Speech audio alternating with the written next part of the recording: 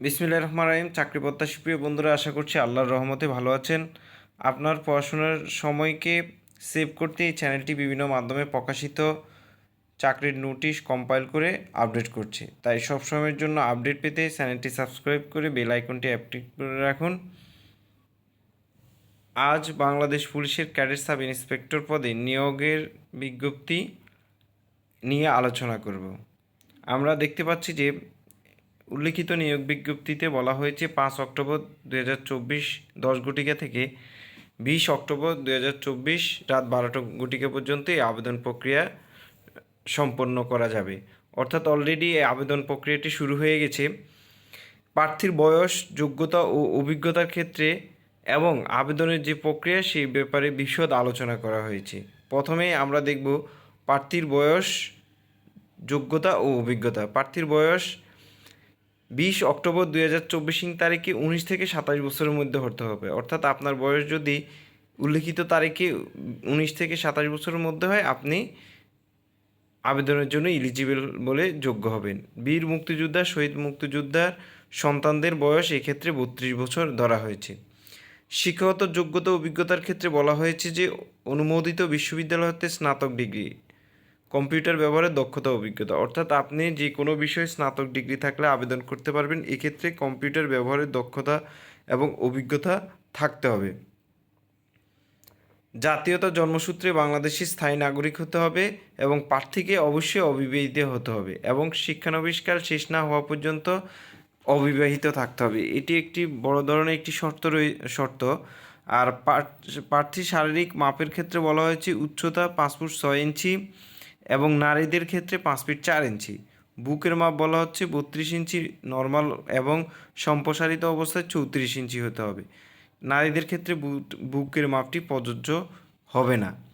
ওজন, বয়স ও উচ্চতার সাথে ওজন অনুমোদিত পরিমাপের হতে হবে। অর্থাৎ বিএমআই চার্ট অনুযায়ী যে ওজন হওয়ার কথা সেটি এখানে বলা হয়েছে এবং দৃষ্টিশক্তি 6 থাকতে হবে।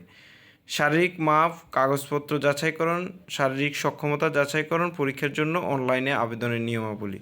অর্থাৎ আপনাকে police.teletalk.com.bd লিঙ্কে প্রবেশ করে শারীরিক মাপ, কাগজপত্র যাচাইকরণ সহ শারীরিক সক্ষমতা যাচাই পরীক্ষা ইত্যাদির যে আবেদন সেটি পূরণ করতে হবে।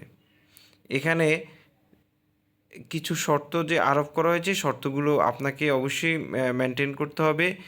এই ক্ষেত্রে 40 টাকা প্রদানের মাধ্যমে, অর্থাৎ টেলিটকের মাধ্যমে 40 টাকা প্রদানের মাধ্যমে আপনি আপনার আবেদন প্রক্রিয়াটি সম্পন্ন করতে পারবেন। এই ক্ষেত্রে ফটো এবং সিগনেচারের যে সাইজটি সেটিও উল্লেখ করা হয়েছে।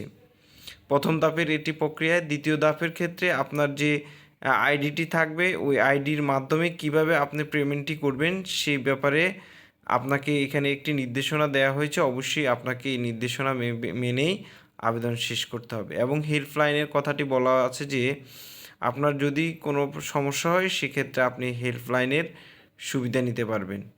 প্রিলিমিনারি স্ক্রিনিং এই ক্ষেত্রে বলা হয়েছে, অর্থাৎ অনলাইনে আবেদনকারী প্রার্থীদের মধ্যে এসএসসি বা এইচএসসি বা ডিগ্রি পরীক্ষার ফলাফল এবং উচ্চতার উপর ভিত্তি করে নির্ধারিত নিয়োগ বিধি মোতাবেক প্রিলিমিনারি স্ক্রিনিংয়ের মাধ্যমে নির্দিষ্ট সংখ্যক যোগ্য প্রার্থীকে শারীরিক মাপ ও কাগজপত্র সহ শারীরিক সক্ষমতা যাচাই করা হবে, যেটিকে আমরা এখানে ফিট বলা হয়েছে।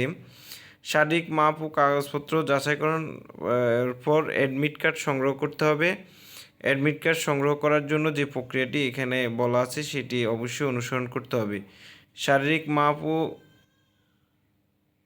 কাগজপত্র যাচাইকরণ, শারীরিক সক্ষমতা যাচাইকরণ পরীক্ষার পরে আপনাকে যে ধরনের ডকুমেন্টসগুলো লাগবে সেটার বলা হয়েছে যে admit card for physical endurance টেস্টের 2 কপি, শিক্ষাগত যোগ্যতার সকল সনদপত্র, সর্বশেষ শিক্ষা প্রতিষ্ঠান কর্তৃক চারিত্রিক সনদপত্রের কপি, জেলার স্থায়ী বাসিন্দা বা ওয়ার্ড কাউন্সিলর কর্তৃক নাগরিকত্ব সনদ, অনলাইন থেকে ডাউনলোড করতে প্রার্থীর ইন্ডেমনিটি ঘোষণাপত্র অর্থাৎ অভিভাবকের যে এনওসি সেটি দিতে হবে, জাতীয় পরিচয়পত্র ফটোকপি, সরকারি গ্যাজেটেড কর্মকর্তা কর্তৃক সত্যায়িত 3 কপি পাসপোর্ট সাইজের ছবি। এছাড়াও অন্য যে নির্দেশনা দেওয়া হয়েছে সেটি অবশ্যই অনুসরণ করতে হবে। লিখিত মনস্তত্ত্ব সহ কম্পিউটার দক্ষতা এবং বুদ্ধিমত্তা মৌলিক পরীক্ষা অংশগ্রহণের জন্য অনলাইনে আবেদনের নিয়মাবলী। এখানে পরবর্তী একটি আবেদনের কথা বলা হয়েছে যে এই পরীক্ষার জন্য পুনরায় আপনাকে 550 টাকা জমা দিতে হবে। এটিরও নিয়মটি এখানে উল্লেখ করা হয়েছে যে আপনি কিভাবে টাকাটি জমা দিবেন। সেখানে এই যে প্রথম ধাপ এবং দ্বিতীয় ধাপে পেমেন্টের যে বিষয়টি এটি উল্লেখ করা হয়েছে। লিখিত ও মনস্তত্ত্ব সহ কম্পিউটার দক্ষতা এবং বুদ্ধিমত্তা ও মৌখিক পরীক্ষার প্রবেশপত্র বা অ্যাডমিট কার্ড সংগ্রহকরণের যে প্রসেসটি এখানে এই প্রসেসটি উল্লেখ করা হয়েছে সাথে। এবং আপনি কিভাবে সেটি করবেন এখানে ওই যে লিঙ্কটি সেটি দেওয়া হয়েছে police.teletalk.com.bd লিঙ্কে প্রবেশ করে আপনাকে অ্যাডমিট কার্ডটি ডাউনলোড করতে হবে। লিখিত পরীক্ষার সিলেবাসের বিষয়ে নির্দেশনা দেওয়া হয়েছে ইংরেজি এবং বাংলা রচনা ও কম্পোজিশন 100 নাম্বারের সময় 3 ঘন্টা, সাধারণ জ্ঞান ও গণিত বিষয়ে পূর্ণমান 100 নাম্বারের 3 ঘন্টা এবং মনস্তত্ত্ব বিষয়ে 50 মার্ক 1 ঘন্টায়। এই টোটাল 6 ঘন্টায় 250 মার্কের যে পরীক্ষাটি হবে এটি সিলেবাস এখানে বলা হয়েছে যে উক্ত পরীক্ষার সময়সূচি এবং পরীক্ষা কেন্দ্র সম্পর্কিত তথ্যাদি বাংলাদেশ পুলিশের ওয়েবসাইটে পরবর্তীতে দেওয়া হবে এবং প্রার্থীকে SMS-এর মাধ্যমে জানানো হবে। কিছু পরবর্তীতে যে বিষয়গুলো বলা হয়েছে যে কম্পিউটার দক্ষতা পরীক্ষা, বুদ্ধিমত্তা ও মৌখিক পরীক্ষা, স্বাস্থ্য পরীক্ষা, মৌখিক পরীক্ষার জন্য চূড়ান্ত মনোনয়ন, মৌলিক প্রশিক্ষণ, এরপরে হচ্ছে প্রশিক্ষণাকালীন সুযোগ সুবিধা, নিয়োগ ও চাকরির সুবিধাদি, সাধারণ শর্তাবলী। এখানে কিছু সাধারণ শর্তাবলীর কথা আছে যেটা আমি ইতিপূর্বে আলোচনা করা হয়েছে। তো সর্বোপরি আপনাদের যারা আবেদন করার জন্য যোগ্য তারা দ্রুত আবেদন প্রক্রিয়াটি সম্পন্ন করুন।